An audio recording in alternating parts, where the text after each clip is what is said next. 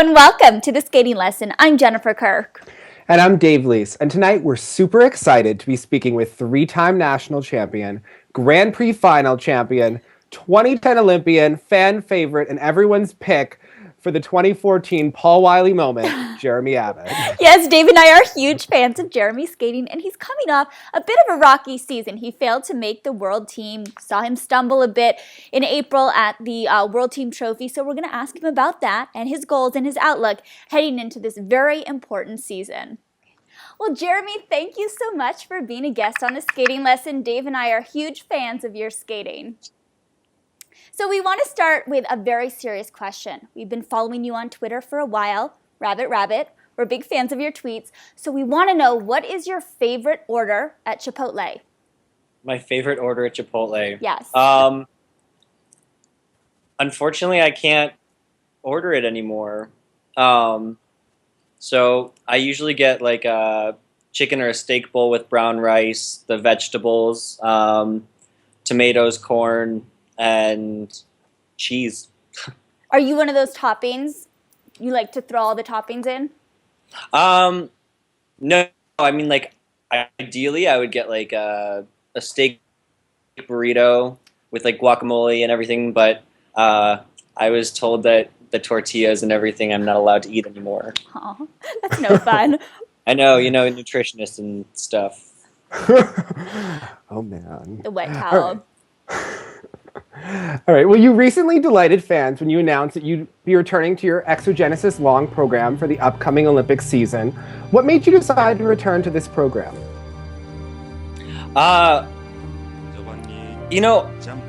was thinking about what I wanted to do next season, and it came on my iPod on shuffle, and I just had such a strong reaction to it. I love the music so much, and I have such a deep connection with it. And when you get shivers from a piece of music, it's something you have to use. And I had said after the 2012 season that I would potentially come back to it for this season. And so kind of when I was listening to it and I had that reaction, I was like, this is a must. I have to do it. Well, you've worked with a number of gifted choreographers throughout the years. So why did you choose to start choreographing your own programs, and what is that process like?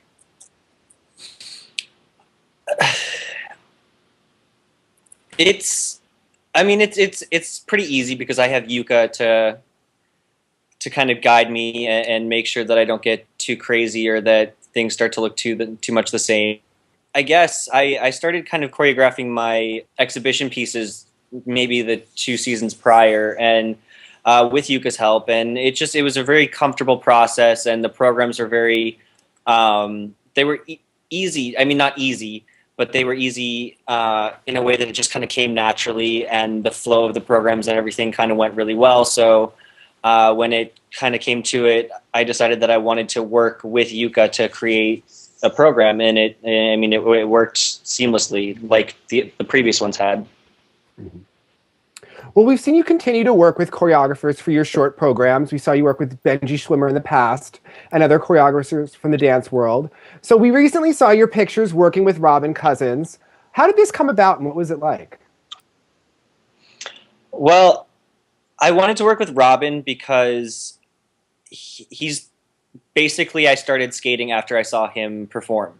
And this is, he's kind of been an inspiration, and this being my last competitive season, I just really wanted to bring it all full circle and, kind of end with the reason I started and, work with someone who is really like purely skating. I mean, he's gorgeous to watch, and, I was hoping that I could gain a little bit of knowledge from an Olympic champion. So what can you tell us about the program? Well, it's we got the idea basically from we wanted to kind of do a slight homage to Gene Kelly. So it's a lot of like footwork, and the music's very upbeat. It's a lot of fun, and it's really exciting. And I don't think I can tell you what the music is because I'm supposed to like officially announce it or whatever, but it's it's a lot of fun. It's really upbeat, and I hope it's entertaining. Jeremy, you're coming off a bit of a rocky season. We recently saw you at the World Team Trophy where the U.S. won the team event, but you struggled a bit in the men's event. So why did you choose to compete at that competition? How important was it for you? And what is your critique of your performances? I I was training for Worlds just in case, because being the first alternate, and things since Nationals had improved a lot. So I kind of wanted to do one last competition. I didn't feel like my season was over. I felt like I was still building, and I wanted to do one last competition just to end the season, because you never want to kind of end things that way. And training was going really well prior, so I was really excited that they had asked me. And honestly, it was not great performances, but there was a lot of little things that I took away from it. It was definitely, I felt that there were a lot of improvements from Nationals in terms of the programs themselves, the levels, and stuff like that. And we learned, we kind of we changed a lot to learn more about this season, because when they changed the requirements for the spin levels, I kind of struggled with that last season. Mm-hmm. And it was hard for me to find spins that worked for me. And so we changed them, and we got a lot of good feedback at the competition, and so hopefully that's not an issue this season.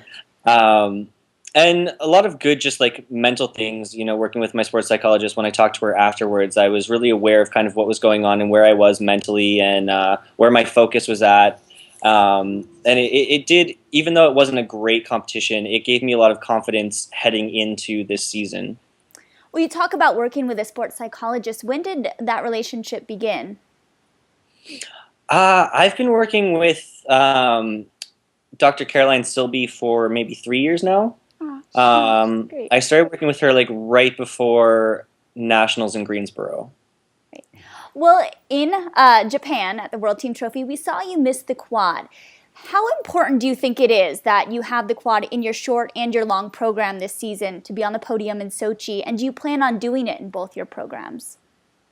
It's absolutely necessary. Like, I think everyone was kind of saying that before Vancouver, but you look at who's doing it now, and the depth of field is so much greater in terms of who can do the quad as well as create a performance.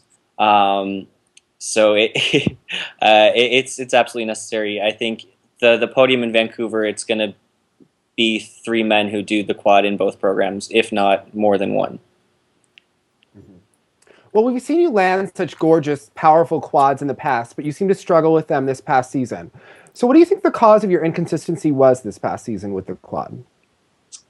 I was fat. You're not fat. No, I'm totally joking. I was actually like in the last off season, I gained probably like 7 pounds. And although I was like physically fit and in shape, and doing my workouts and everything, like eating well, usually like when I start to train run throughs, I mean, I'm sure like you just start to lose weight and it's not a problem, but that never happened. And as I'm getting older, I'm finding that I have to change my diet and the way I go about things, because my metabolism doesn't work the same. So it's kind of like a whole different game, but that really contributed to a lot. Like I really struggled with my jumps because I just couldn't manage to get back to where I'm comfortable jumping. So I never felt like I could quite get the spring that I would normally have. Interesting. Mm-hmm. Now, during a performance, if you miss the quad, how much does that affect you mentally? It doesn't. Like we kind of try to separate it out in practice, so that it's like you have the one element and then there's the rest of the program. So whether you do it or you don't, there's still 8 triples to go, and literally like 4.5 minutes. So it's really it's the beginning of the program, and whatever happens past that, like whatever happens, the program kind of starts beyond that. So we saw you struggle at the 2013 National Championships, which you mentioned earlier, placing third and just missing the world team. After Skate America, you announced that you had a compressed disc in your lower back, which was producing some nerve problems in your legs. Was that injury still a problem at Nationals? And when did you first start experiencing that pain? Uh, I've had back trouble for a long time. And the pain kind of comes and goes. And so before Skate America, I was having a bit of pain, but it was nothing like abnormal, nothing that I couldn't train through. And when I got there, I was working with the physio that was there, and he was trying to kind of MacGyver me into shape. But it was during my long program. I was really well, like I was physically very in shape. I was having no trouble getting through the run-throughs at home, even like on the practices there. And then about a minute and 30 seconds into my program, my legs just gave out and I had nothing. And I've never experienced that before ever. So I was like really kind of panicked and scared. And like when I got off the ice, I immediately I went to the doctor, and it wasn't cute. So he was. The physio kind of diagnosed it, and then I came back and went to see a doctor here, one of the doctors that works for USA Gymnastics, or with the US Gymnastics team, and he pretty much told me the same thing. And he's been fantastic. I've seen him a few times, like as needed, and he's close with my athletic trainer, so. She's come with me to a bunch of appointments, and what he's kind of told her we take home and work. But he did adjustments and kinesio tape, and he's really been fantastic. And he's really kind of he kind of saved my season, I think. So I'm really grateful that I was able to go work with him, and that we've been able to kind of carry that over at home. Well, at Skate America, you also told Andrea Joyce that you needed to address your nutrition. So what did you mean by that? You talked about it a little bit earlier. Was that when you decided to start working with a nutritionist, and what changes have you made? I can't remember that far back. I really have changed a lot. Like I'm eating more like complex carbohydrates, like fruits and vegetables, and less pastas, breads, tortillas, and more like whole grains. I eat a lot of quinoa, and just chicken, like plain. So it's kind of my diet's really boring, but I actually kind of enjoy it. I've become a huge fan of sriracha, and I put it on everything. So Me too. at least It's so that. good. It's so good.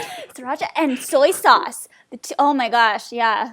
So good. More spicy, the better.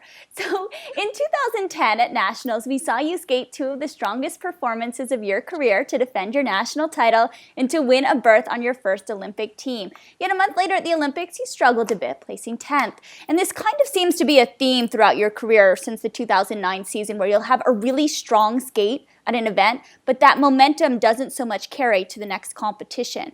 So why do you think that is? You're undoubtedly one of the most talented men in the world. So what do you think it is that's kept you from that world podium? I think it's kind of a number of things. The Olympic season, especially, I really set my goals on making the Olympic team. Like that was my goal. I moved to Detroit, and I was so like single-mindedly, I have to make the Olympic team.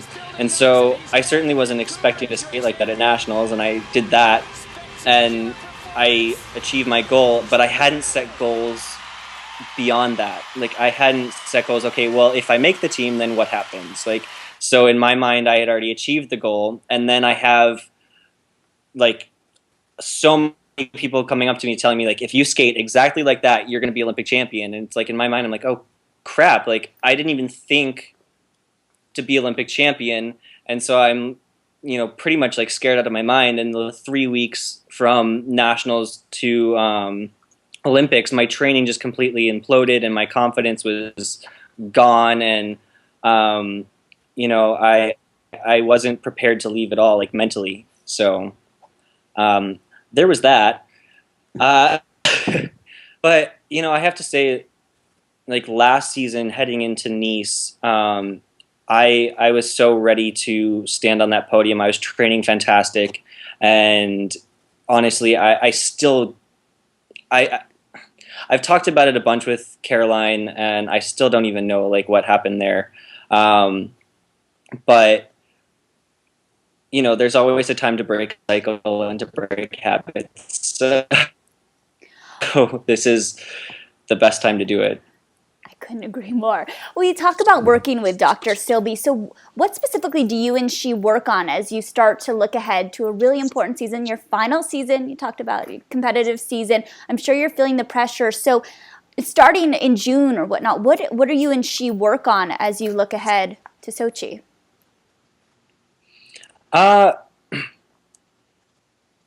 Just planning.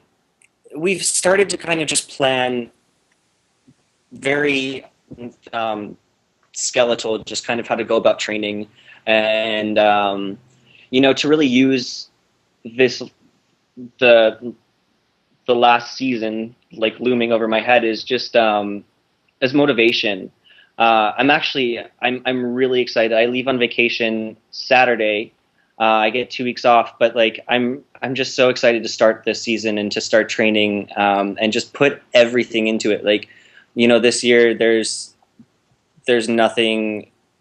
It's really it's do or die. So I want to use that and put everything I have into the season and make no excuses and leave nothing out, and you know, like not even like, you know, after a long day of training, it's like, well, maybe I'll just work out tomorrow or something like that. Like, not let any of that happen. Like, everything has to be done when it's supposed to be done, and not let anything slip through the cracks, because there can't be that room. So speaking of the psychological aspect of skating, we often see skaters paste on a big fake smile as they skate to center ice, yet we see you get very serious right before your music starts, whenever you're competing. What is it that you're saying to yourself at that moment? Usually it's just kind of like small reminders from training, just small things to focus on, reminding myself of what the goals I set for that competition are, and then really just kind of getting in the headspace to make a performance. So it depends on kind of the program. Like, before the swing program, I usually went out more with a big smile on my face and a little bit of swagger, and before the spy program was a little more like serious and mysterious, and Bring 'Em Home and Muse were much more somber and subdued. So you mentioned your off-ice training. Some skaters swear by Pilates. Caitlin Yankowskis told us she's addicted to Bikram yoga. What do you do off the ice? I work with a trainer that I used to work with at the Olympic Training Center in Colorado Springs, who's now actually one of the coaches at University of Michigan, and he sets up my whole off-ice routine. So it's a lot of cardio and intervals and plyometrics and weight training, and we've added like a lot of like core and back stabilization, and a lot of a lot of like movement exercises to create bigger range of motion, and increase flexibility while increasing strength. And I also have recently gotten into Bikram yoga. I do enjoy it quite a lot. As do I. I'm not a fan. I don't like to sweat. Well, during my career, I trained with a number of coaches and skaters, and everybody had a different philosophy when it came to run-throughs. Some of my former coaches, they wanted me to do double, triple run-throughs, whereas others would say you just have one short and one long program a day to do, and the pressure's on. That's your time. So how hands-on are you when it comes to your daily training, and what is your philosophy in terms of run-throughs? We do one short and one long every day, and lots of sections. Training tons of sections, and usually the closer that it gets to competition, it'll be like maybe a long program and a half. So you'll do like the full run of the long and then go back to like the midway point and do the second half. Or start with the second half and then take a break and do the program. But but it's one, at least one full run of each a day. There are some times where if I didn't feel like I accomplished what I wanted to, I'll ask for permission to do another one. Because I really like Yuka's a great coach, and she usually has very good instincts. And you know, if she feels that I need more for the next day, she'll tell me no. Or if she feels that it's acceptable, she'll let me do another one. But you know, it's about kind of like conserving energy and putting everything into the first time and doing what you can for that day. Sounds really smart. In 2011, when you missed the world team, you said it really motivated you to win back your national title in 2012. So heading into your final competitive season, how do you plan on winning back your national title, and what are your goals for this season? My goals this season are really to be more consistent in training, and to build confidence each day, heading into the national championships. And you know, it would be incredible for me to win a fourth title, and I absolutely believe it's within my power to do so. I think I'd be the 11th person or man to win 4 titles or something like that. So you know, it'd be a huge honor to be in the likes of Scott Hamilton and Brian Boitano, and Dick Button, etc. But it's most important to be on the Olympic team, and you know, I want to come away from Sochi with the hardware. I want to come back home with a medal around my neck and nothing less. Well, Paul Wiley famously had that moment of his career at the 1992 Olympic Games, and he was thought of as an underdog in the way that many view you in the skating world. So what's the biggest thing do you think that you can do between now and Sochi to make that dream a reality? It's all about the work. Just putting everything I have on the ice and off the ice, and like I said, not letting anything slip through the cracks, not making any excuses, you know, not being too tired to do something, but really just like putting it all out there. And I think that's all you can ask of yourself is to really just is to put 100% of yourself in to something, and not let anything like that happen. And you know, I think at the end of the day, that will be the biggest reward, and that will pay off the biggest dividends. Well, you are such a fan favorite, and I'm sure skating fans want nothing more than to see you perform for years to come. We've also enjoyed your efforts as a choreographer. Have you thought about life after 2014? You know, I would love to tour and perform for as long as I could. It's what I love. It's what I love about the sport. I love to perform, and I love kind of creating different worlds for the audience and kind of bringing them into that.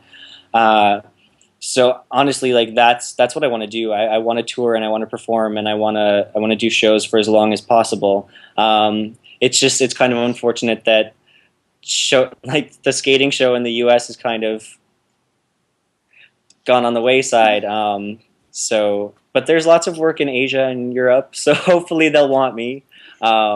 And hopefully, you know, I would love to see a resurgence of skating in the U.S. Like, we have such a strong history of it, and it'd be amazing to see stars or champions or something come back really strong and have a big following. I think Dave and I echo that sentiment. It's wonderful. Well, we wish you the best of luck this season, Jeremy. We're going to be following you. Hopefully you'll come back on the show in the coming months. And thank you so much for giving us your time today and talking to us. Thank you guys for having me. Thank you. Yeah, thank you.